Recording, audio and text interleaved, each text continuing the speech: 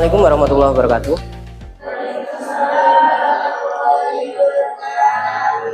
Alhamdulillah, alhamdulillahalamin, sehat semua.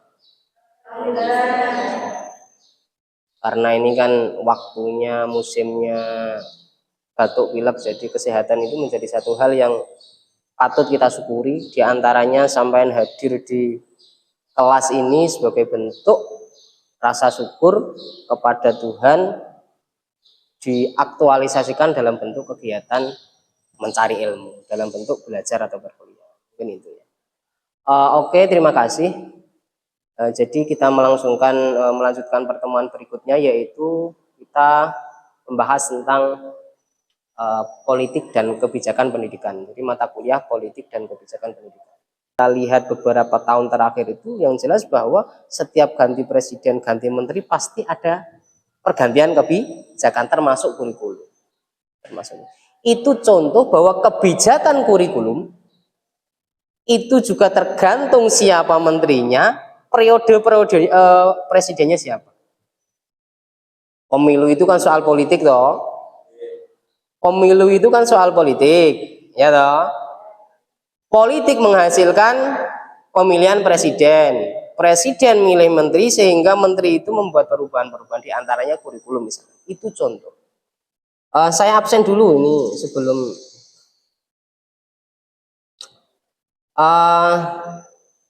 Abida Almas.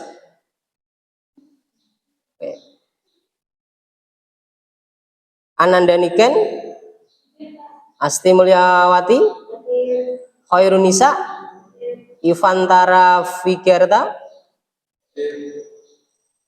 Jannatun Nikmah, Oviva Nurfida, Lailatul Fauziyah, sama Lutfiatus Zahro. Oke ya, ini yang lainnya tidak ada. Oke, terima kasih atas kehadirannya.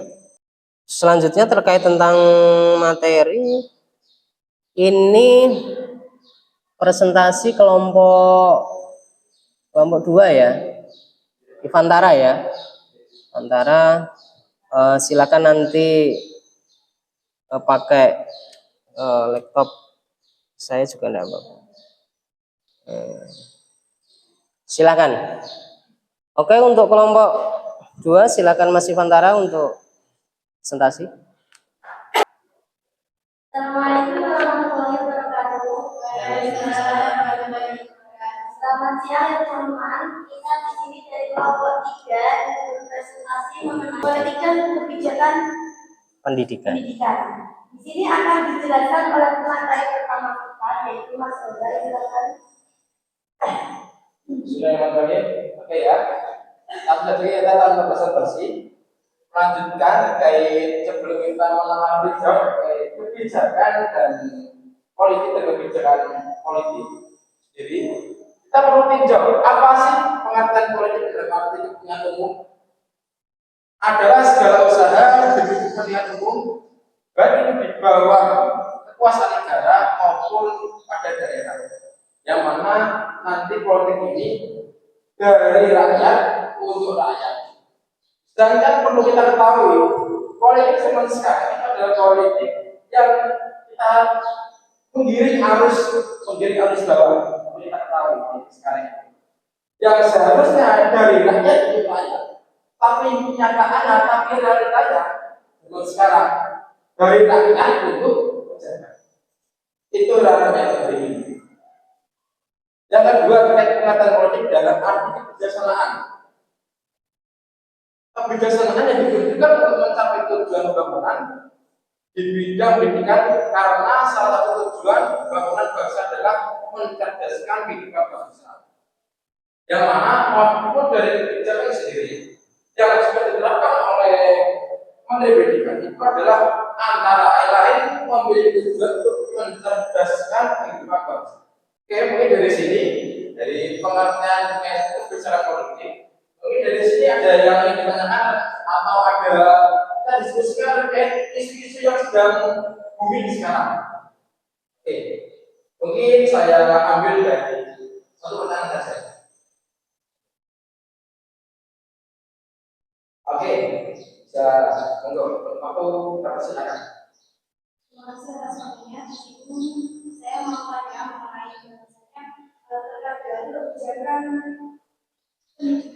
presentasi itu berarti ada setiap gabungan pendidikan atau presiden itu kan mesti kebijakan pendidikan kan selalu berubah. Ya. Menurut Anda, seberapa besar sih sebenarnya pengaruh politik dalam pendidikan itu dalam kebijakan? Oke. Bung Moderator bisa mengulangi pertanyaan? Seberapa besar pengaruh politik terhadap kehidupan kita itu ya?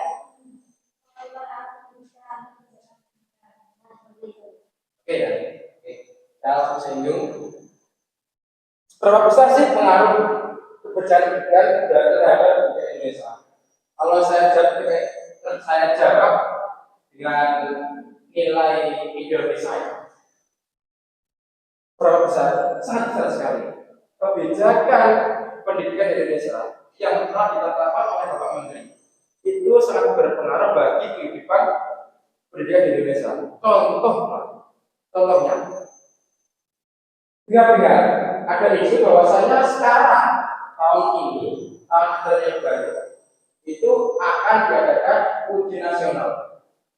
Jadi diadakan ujian nasional.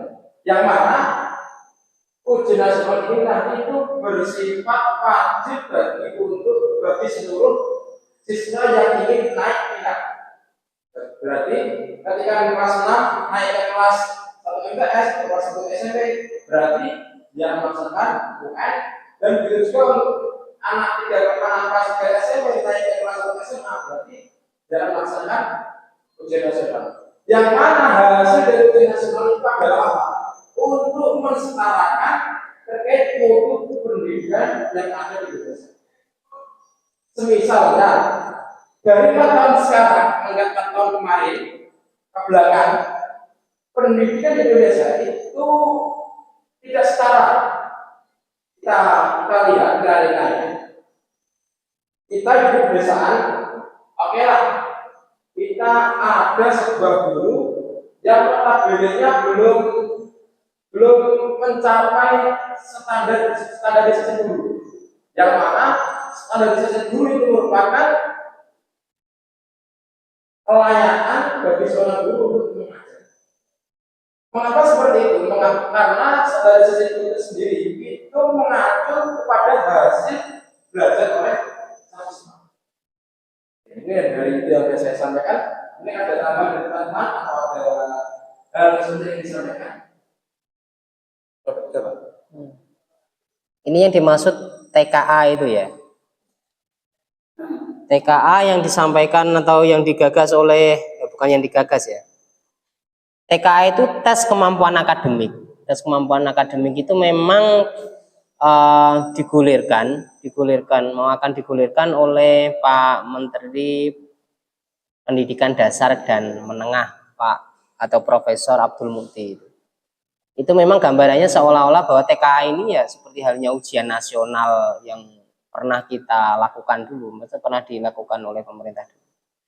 Kan dulu pernah ada ujian nasional, jadi ada ujian nasional itu ujian secara nasional, jadi standarnya itu nasional. Nah, terus kemarin itu era merdeka, kurikulum merdeka itu tidak ada, maksudnya tidak ujian nasional ya, maksudnya ujian nasional itu dihilangkan. Artinya standar kelulusan itu dikembalikan kepada negara begitu, bukan atau sentral ke pemerintah bukan. Nah, TKA ini sebenarnya secara prinsip ya seperti halnya ujian nasional itu. Jadi mau akan ada dilaksanakan ujian nasional lagi, cuma namanya TKA. Tes kemampuan akademik. Nah, itu memang ada pro kontra itu. Ada pro kontra, ada yang setuju, ada yang tidak setuju. Mungkin cukup ya. Cukup ya, sudah. Silahkan ditutup nanti. Terima kasih.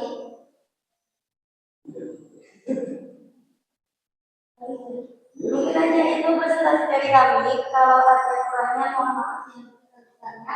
Wassalamualaikum warahmatullahi wabarakatuh. Waalaikumsalam warahmatullahi wabarakatuh. Terima kasih untuk Mas Ivan kelompok 2 ya sudah mempresentasikan itu. Jadi memang isunya ini bukan isu ya, memang ya begitu. Secara umum beginilah, kita tidak bisa menolak satu perubahan.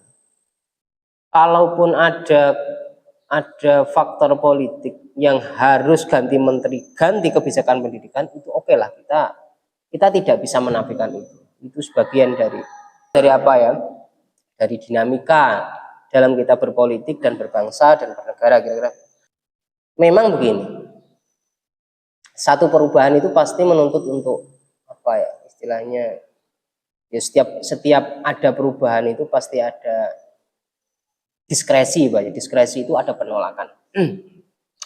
Kebijakan-kebijakan baru ataupun setiap perubahan kebijakan, entah ya tidak hanya kebijakan ya, perubahan apapun itu pasti ada penolakan, pasti ada diskresi, itu pasti. Sehingga ketika ada kebijakan yang akan digulirkan pemerintah itu lewat TKA itu, kalau ada penolakan ya itu ya lumrah saja, gitu maksud saya. Saya coba apa ini ya? Saya perlihatkan, saya cuplikan di YouTube itu saja.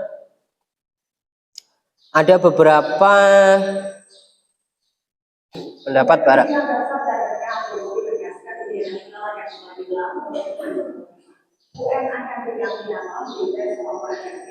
Silakan dicermati.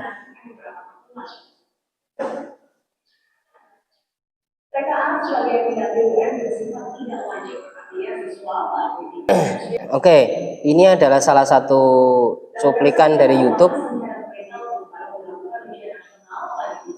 Ini ada cuplikan dari berita ya, itu bahwa memang ini memang belum di doc gitu ya, tapi masih berupa apa ya, satu wacana, satu rencana gitu.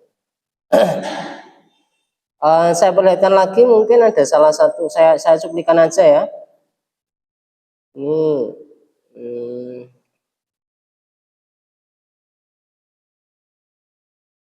sekarang kita bergeser berbicara soal ini tidak sama.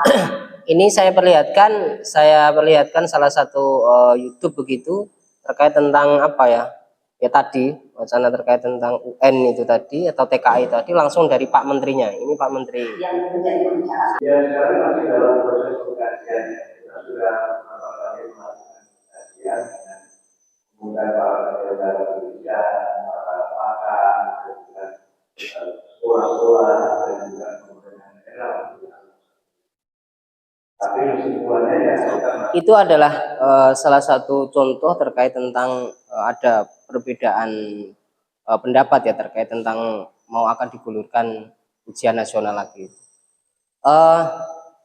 Karena waktunya sudah selesai, mungkin dari sini ada yang perlu ditanyakan sebelum saya tutup.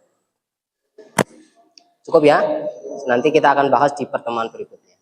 Ada unsur penilaian sebenarnya ya, ada nilai UAS begitu, ada nilai UTS, terus ada tugas dan lain-lain lah. Lain-lain itu maksud saya termasuk presentasi ini adalah bagian daripada penilaian. Itu kalau kita kenal penilaian kinerja namanya ya. Jadi yang presentasi itu nanti tetap kita nilai begitu berdasarkan basis penilaian kinerja. Bentuknya adalah presentasi. Dari cara menyampaikan, dari isi materi, dari bagaimana kolaborasi kelompok tadi dan seterusnya itu menjadi unsur penilaian. Ini yang perlu saya sampaikan. Adapun untuk yang terkait tentang RPS saya sudah saya sampaikan kemarin. Tadi sudah saya singgung bahwa tujuan pendidikan ini A, B, C dan seterusnya. Terus lagi terkait indikator-indikatornya apa sudah saya sampaikan. Terima kasih untuk yang sudah presentasi hari ini. Dan saya harapkan untuk pertemuan berikutnya sesuai kelompok yang sudah kita bagi untuk presentasi, untuk menyampaikan presentasi dan diskusinya ya. Itu ya. Saya akhiri. Assalamualaikum warahmatullahi wabarakatuh. Waalaikumsalam.